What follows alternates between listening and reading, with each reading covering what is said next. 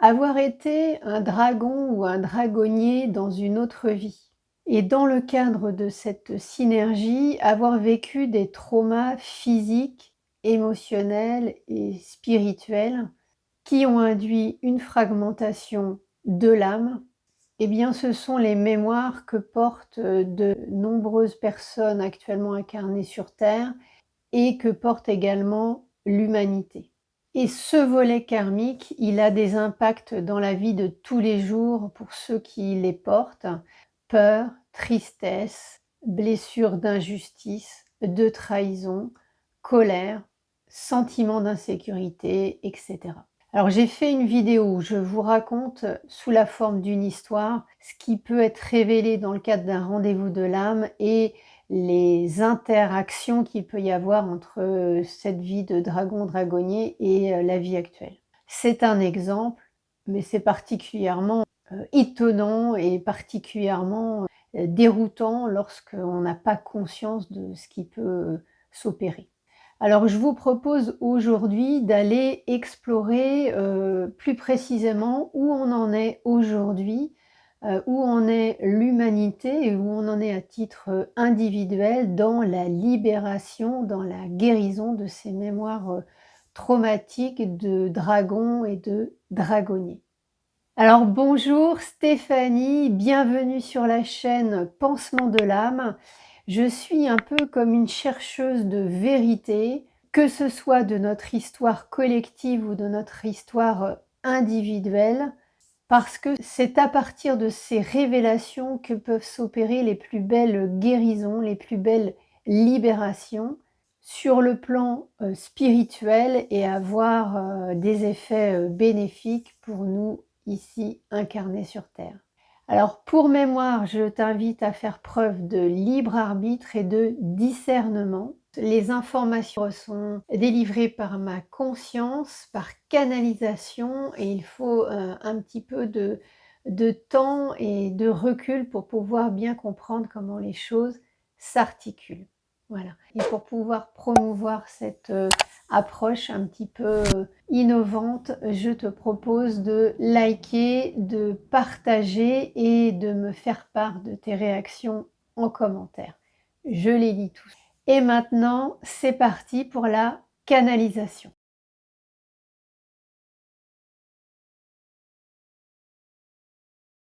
Alors, première question, où on en est dans la conscientisation et pacification des mémoires individuelles et collectives traumatiques de dragons et de dragonniers.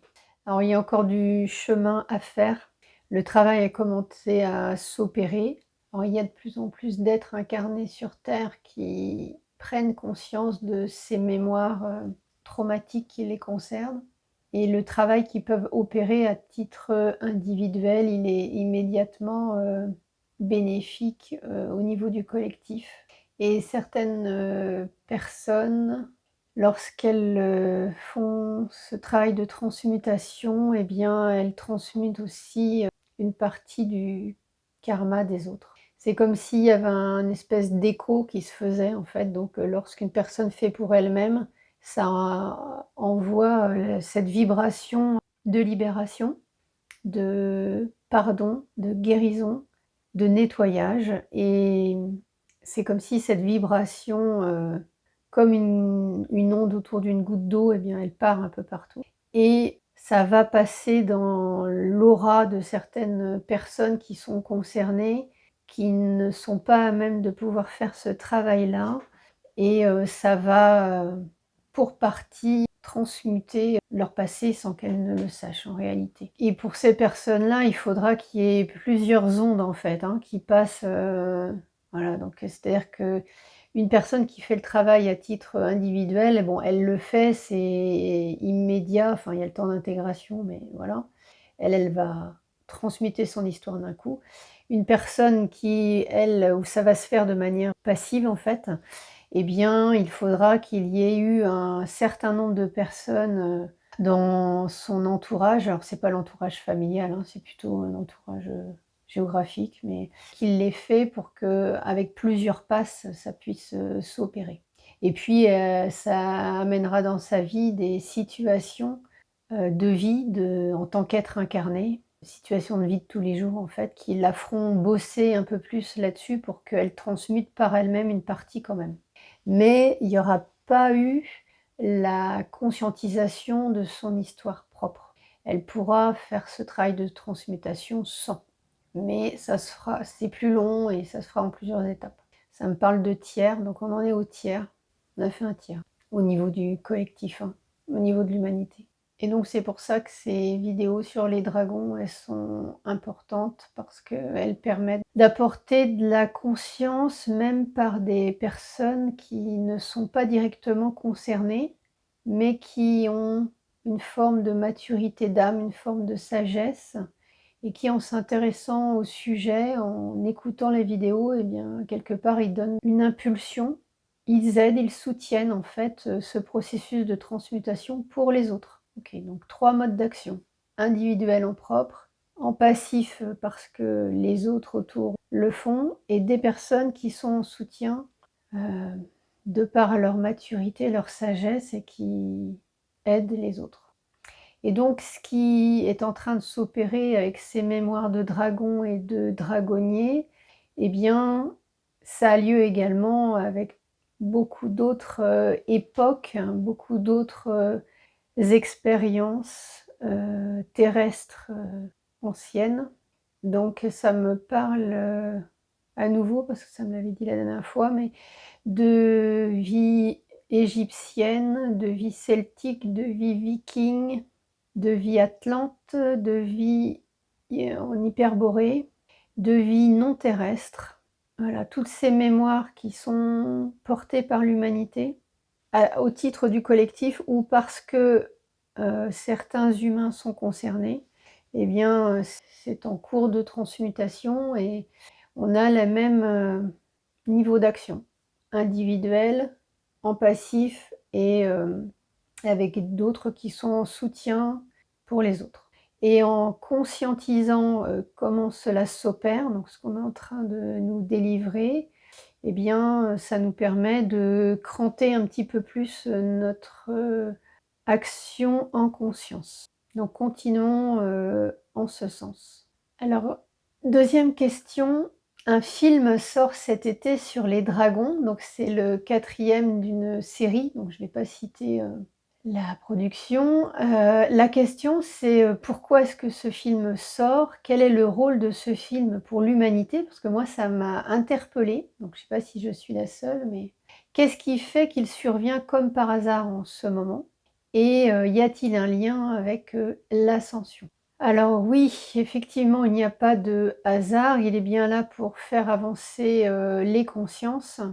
Et le fait de passer d'un film d'animation, donc de dessin animé, à un film, ou quasiment un film, puisque c'est un espèce de mixte, ça rend l'histoire encore plus réelle, et ça remet les personnes qui iront le voir au cinéma ou qui le verront après, mais ça les remet dans l'ambiance de ces vies de dragons et de dragonniers, et pour certains, ça va faire écho à leur histoire, et c'est comme si ça venait rallumer. Ah oui, c'est comme si on avait des fusibles qui avaient été descendus, donc il n'y avait plus de connexion, il n'y avait plus rien qui passait, donc l'être incarné n'avait pas conscience de son histoire. Et le film vient réenclencher les disjonctions, clac, clac, clac, ce qui fait que le courant repasse, et il y a quelque chose qui va s'opérer pour l'être, de manière consciente ou inconsciente, mais ça va le faire cheminer sur la conscientisation et les libérations en vue de guérison de ces traumas de vie de dragon et de dragonnier. Et donc là, il y a 3 possibilités, hein. Soit la personne a été dragon et a subi des sévices, soit c'est le dragonnier qui a subi des sévices ou qui en a infligé au dragon. Alors que lorsque le dragonnier a subi, en général, c'est pas des dragons, hein. Non, c'est même jamais des dragons, c'est d'autres êtres, mais qui les ont meurtris de par leur qualité de dragonnier. Et 3e chose, ce sont les êtres malveillants, donc essentiellement des elfes, mais pas forcément que, qui ont fait du mal aux dragons et aux dragonniers et à ce qu'ils représentaient. Et donc ça me dit que ça pèse très, très lourd, hein, dans les mémoires, de l'humanité. Ce génocide, de dragons et de dragonniers est un pan, caché, un pan honteux de notre histoire. Enfin, en tout cas, c'est comme ça qu'on le vit en tant qu'humain, parce qu'il y a une notion de jugement là-dedans et ça, c'est vraiment lié à notre humanité.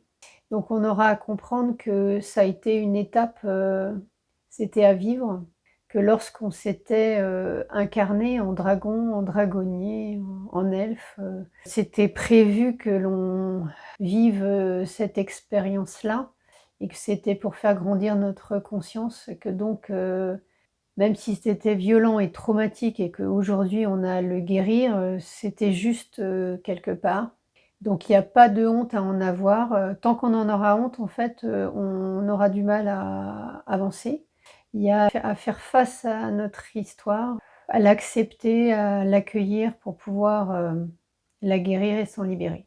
En tout cas, le moment est juste et oui, il y a un lien avec l'ascension parce que c'est indispensable, on ne peut pas ascensionner, tant qu'on n'a pas fait le ménage, qu'on n'a pas nettoyé nos histoires et surtout qu'on ne se soit pas libéré de tout ce poids traumatique, qui nous empêchera de toute façon, d'avancer. Donc là, clairement, c'est vraiment la notion de responsabilité. Prendre notre responsabilité dans ce que l'on a vécu. Quelque part, c'était conscient et voulu, même si on a fait l'horreur, même si on a commis l'horreur, et on a à reconnaître ces parties sombres de nous-mêmes. Et ces expériences nous ont construites et on ne peut être un être de sagesse que si on est passé par là. C'était notre, parcours de vie, notre parcours d'expérimentation de notre conscience. Troisième question, comment avancer sur le sujet? Avez-vous des suggestions et des conseils? Alors la première chose, c'est, d'accepter que ça ait pu avoir lieu. Les dragons et les dragonniers ne sont pas des êtres, légendaires, contrairement à ce qu'on a voulu nous faire croire. Ces êtres ont bien existé. Donc déjà, première chose, c'est de conscientiser cela, d'accepter cette hypothèse. Et ensuite, c'est de faire la demande, c'est-à-dire de se demander à soi-même, à son âme ou à Dieu, au divin, à la source, comme on le souhaite. On s'adresse à qui on veut, mais comme tout est lié, ce sera OK. Utilisons le langage qui nous parle et faisons la demande de libérer, guérir notre histoire traumatique en lien avec les dragons et dragonniers. Alors là, pour faire cette demande, il suffit d'être, au calme, de se poser, de s'ancrer et de faire la demande de manière, toute simple. Et une fois que c'est fait, on remercie le divin et ensuite on lâche prise, on laisse faire. Et il se passera ce qui doit se passer. Donc certains auront l'impulsion d'aller plus loin et d'engager des actions parce qu'ils auront un appel de leur âme. D'autres, ça s'opérera de manière plus inconsciente et puis il y aura des synchronicités. Après, chacun de les voir. Et ce qui est important, c'est de bien comprendre que poser une intention en étant, en présence et en y mettant, la foi, la volonté, alors ça part du cœur, hein, ça part pas de la tête. C'est extrêmement puissant et ça œuvrera. Quatrième question, quel est le message des guides à notre intention concernant les dragons et cette étape, d'évolution? Alors comme cela nous avait déjà, été dit, les dragons ont donc changé de plan il y a maintenant, très longtemps pour ne plus subir, la maltraitance des humains qui n'avaient plus le niveau de sagesse, suffisant pour pouvoir être dans une relation, respectueuse et constructive avec, les dragons. Donc les dragons sont des êtres, multidimensionnels, mais qui, contrairement à l'être humain actuellement, peuvent œuvrer sur différentes dimensions en conscience. Bon, et donc ça me dit que ce sont des êtres de 6e dimension qui pourront aller avec facilité en 5e dimension lorsque nous y serons. Et à nouveau des échanges, des partages, des collaborations pourront avoir lieu. Cette fois-ci, on ne sera plus dans une relation de dragon et de dragonnier. Ça, c'est une forme de relation du passé. On sera dans une autre forme de relation, où la conscience sera la pierre angulaire. Donc clairement, les humains de 5e dimension vont apprécier cette relation nouvelle dans sa forme et la redécouverte des dragons, parce que quelque part, ça leur a manqué. Ouais, je ressens un lien d'amitié fort, hein, dragon et humanité, malgré tout ce qui s'est passé. Bon, il y a une grande bienveillance, hein, des dragons. Alors je vois que dans les dragons, il y a aussi eu une part sombre, hein, il y a eu des dragons sombres également. Et là aussi, ça faisait partie du chemin d'évolution des dragons. Et cette part sombre des dragons, elle était plutôt vis-à-vis des dragons eux-mêmes. Elle n'était pas tellement tournée vers l'humanité. Alors est-ce qu'il y a autre chose à nous dire? Alors ça me parle de médecine du dragon, le dragon médecine. Alors ce que je comprends là, c'est que les dragons, aujourd'hui, pour les êtres incarnés sur Terre, peuvent être un soutien aux guérisons, au pluriel, aux guérisons spirituelles et plus. Donc en se réconciliant avec son histoire propre de dragon et de dragonnier, l'étape d'après, c'est de pouvoir communiquer avec des dragons et dragons qui peuvent être en soutien, en aide, en accompagnement dans le cadre de notre évolution terrestre. C'est un peu comme si c'était des guides. Alors ce ne sont pas des guides, mais ça ressemble un peu à ça.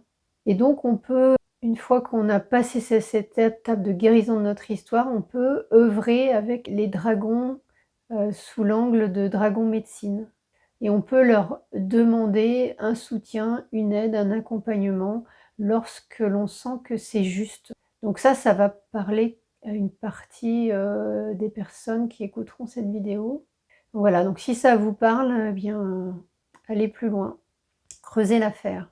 Ouais, là je ressens même une reconnexion de cœur à cœur qui peut s'opérer avec le dragon ou les dragons que l'on a été, et donc œuvrer avec ces dragons-là, qui sont d'autres parties de nous, dans d'autres plans en réalité.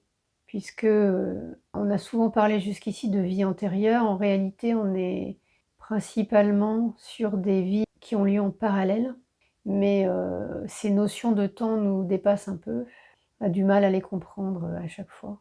Mais donc en fait, lorsqu'on guérit ces vies antérieures de dragons, de dragonniers, en réalité ça a lieu sur d'autres plans actuellement, donc on est en train de soutenir, d'aider, guérir d'autres parties de nous incarnées en dragon ailleurs. Et une fois que ce travail est opéré, eh bien en réalité on peut être dans une relation collaborative, une relation nourrissante, une relation qui va nous permettre d'évoluer, de grandir ensemble avec ces autres parties de nous incarnées en dragon.